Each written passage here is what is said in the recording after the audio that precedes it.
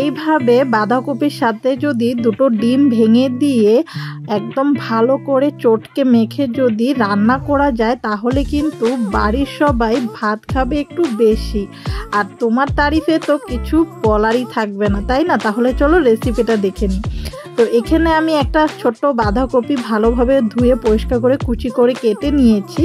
তারপরে এটাতে দিয়ে দেব সামান্য পরিমাণে নুন দিয়ে এটাকে ভালোভাবে চটকে এটার গায়ে থেকে এক্সেস জলটা বের করে নিতে হবে। তো এদিকে চটকাতে আমি তোমাদেরকে বলে দিই, তোমরা যারা আমার চ্যানেলে নতুন আছো বা আমার ভিডিওটা প্রথমবার দেখছো তারা কিন্তু অবশ্যই আমার চ্যানেলটিকে সাবস্ক্রাইব করে দিয়ে পাশে থাকা বেল আইকনটি ক্লিক করে দিও, যাতে আমার ভিডিওর নোটিফিকেশন তোমাদের মোবাইলে পৌঁছে যায়।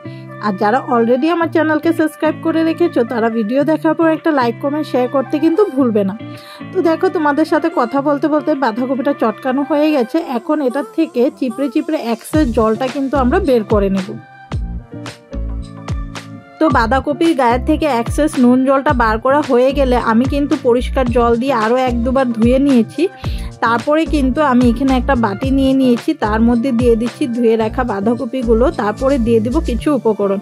তো এখানে আমি সবগুলো উপকরণ প্রথমে রেডি করে নিয়ে নিয়েছি। তো আমি দিয়ে দেব কিছুটা পেঁয়াজ কুচি আর লঙ্কা কুচি, আর বাকি যে উপকরণগুলো থাকবে সেগুলো আমরা মশলা তৈরি করে রান্নার জন্য ব্যবহার করব। তো এখানে দিয়ে দিচ্ছি আমি পেঁয়াজ কুচি, দিয়ে দিচ্ছি কাঁচা লঙ্কা কুচিটা আমি একটু বেশিই দিয়েছি, ঝালটা তোমরা কিন্তু তোমাদের বুঝেই দিবে।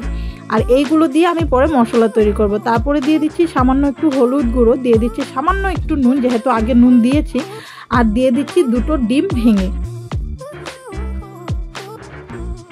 তো ডিম দেওয়া হয়ে গেলে এখন হাত দিয়ে খুব ভালোভাবে সবগুলো উপকরণকে চটকে মেখে নিতে হবে, যাতে করে সবগুলো উপকরণ ভালোভাবে মেশানো হয়ে যায়। আমি কিন্তু এখানে একটা উপকরণ দিতে ভুলে গিয়েছিলাম, পরে দিয়ে দিচ্ছি। এখানে দিয়েছি 2 চামচের মতো বেসন। তোমরা কিন্তু ডিম যখন দেবে তখনই কিন্তু 2 চামচের মতন বেসন দিয়ে দিবে। তারপরে আবারও ভালোভাবে সবগুলো উপকরণকে আমি ভালো করে হাত দিয়ে চটকে মেখে নিয়েছি। মাখার পরে চলে যাব রান্না করতে।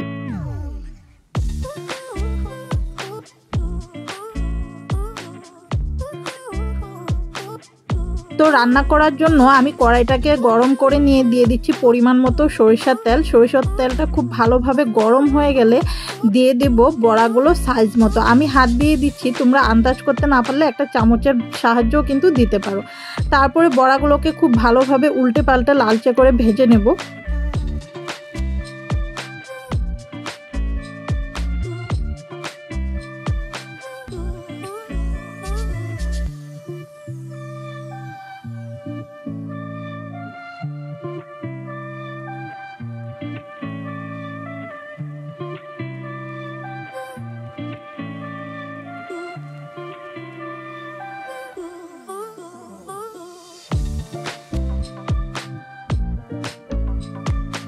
তো বড়াগুলো কিন্তু এখানে ভাজা হয়ে গেছে। আমি কিন্তু লো টু মিডিয়াম ফ্লেমে রেখে বড়াগুলোকে খুব ভালোভাবে ভেজে নিয়েছি। এখন নামিয়ে চলে যাব মশলা তৈরি করতে। তো বাটা মশলার মধ্যে আমি ব্যবহার করেছিলাম কাঁচা লঙ্কা, রসুন আর পেঁয়াজ, আর কিছুটা পেঁয়াজ আমি রেখেছিলাম সম্বাসের জন্য, তো সেটা আমি দেখাতে পারিনি। তো এখানে দিয়ে দিচ্ছি 1 টেবিল চামচের মতো হলুদ গুঁড়ো, দিয়ে দিব 1 টেবিল চামচের মতো লঙ্কার গুঁড়ো, 1 টেবিল চামচের মতো জিরে গুঁড়ো, আর 1/2 টেবিল চামচের মতো দিয়ে দিচ্ছি ধনে গুঁড়ো, আর দিয়ে দেবো স্বাদ মতো নুন। তারপরে চলে যাব মশলা কষাতে। তো মশলা রান্না করার জন্য দিয়ে দিচ্ছি পরিমাণ মতো সরিষার তেল, দিয়ে দিচ্ছি একটা তেজপাতা মিডিল থেকে ছিঁড়ে, সম্বাসে দিলাম সামান্য একটু গোটা জিরে, দিয়েছি কয়েকটা পেঁয়াজ কুচি।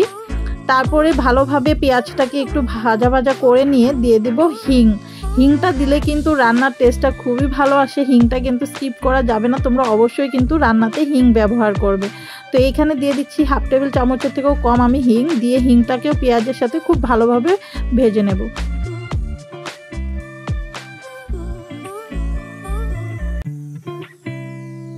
তো পেঁয়াজগুলো খুব ভালোভাবে ভাজা ভাজা হয়ে গেলে তৈরি করে রাখা মশলাগুলো আমি এখানে দিয়ে দিচ্ছি। তারপরে বাটি ধুয়ে সামান্য একটু জলও ব্যবহার করছি, যাতে করে গুঁড়ো মশলাগুলো পুড়ে না যায়। তারপরে মশলাটা তেলের সাথে খুব ভালোভাবে মিশিয়ে নিয়ে আমি কিন্তু মশলাটাকে খানিকটা সময় ধরে কষিয়ে নেব।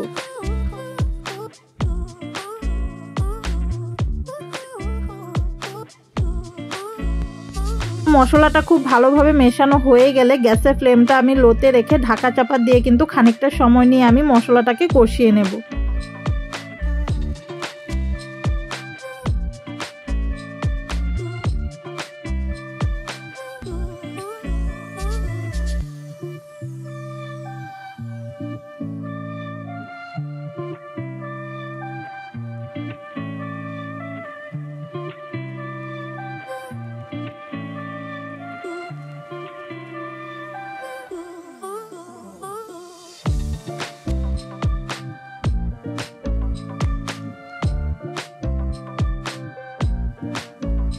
তো তোমরা দেখতেই পেলে আমি কিন্তু অনেকটা সময় নিয়ে কিন্তু ঢাকা চাপা দিয়ে রেখে মশলাটাকে খুব ভালোভাবে কষিয়ে নিয়েছি। মশলা থেকে কিন্তু তেল ছেড়ে দিয়েছে। এখন দিয়ে দেব জল পরিমাণ মতো ঝোলের জন্য। আমি এখানে 1.5 কাপের মতো জল ব্যবহার করছি। তোমরা তোমাদের গ্রেভির থিকনেস অনুযায়ী কিন্তু জলটা ব্যবহার করবে। তো জলটা দেওয়ার পরে আবারও ভালোভাবে মশলার সাথে সবগুলো মিশিয়ে দিয়ে খুব ভালো একটা বলক আসতে দেব।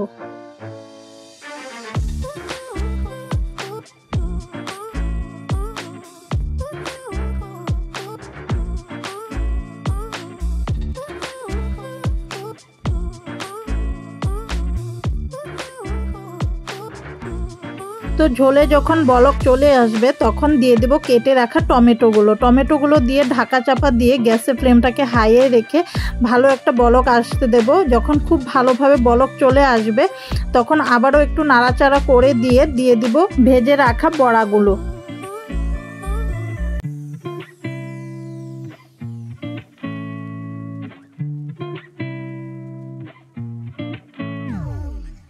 বড়াগুলো দেওয়া হয়ে গেলে খুন্তি দিয়ে একটু ভালোভাবে ঝোলের সাথে মিশিয়ে দিয়ে কিন্তু হাই ফ্লেমে খুব ভালোভাবে ফুটতে দেব। এখানে কিন্তু ঢাকা চাপা দেওয়া যাবে না, না হলে বড়াগুলো ভেঙে যাওয়ার সম্ভাবনা থাকবে। আর খুন্তি দিয়ে নাড়াচাড়া করার সময় একটু খেয়াল করে করতে হবে যাতে করে বড়াগুলো ভেঙে না যায়। তারপরে যখন খুব ভালোভাবে ফুটতে শুরু করবে তারপরে গ্যাসের ফ্লেমটাকে মিডিয়ামে রেখে আবারও একটু 5-7 মিনিট ফুটিয়ে নিয়ে তারপরে দিয়ে দেব ধনেপাতা কুচি। তো দেখতেই পাচ্ছ 5-7 মিনিট একটু মিডিয়াম ফ্লেমে ফুটিয়ে নেওয়ার পর ঝুলের থিকনেসটা কিছুটা এরকম হয়েছে। এখন কিন্তু আর ফোটানো যাবে না, না হলে ঝুল একদমই গাঢ় হয়ে গেলে ভালো লাগবে না। এখন দিয়ে দেব ধনেপাতা কুচি, তারপরে সার্ভ করব সরাসরি তোমাদের সাথে।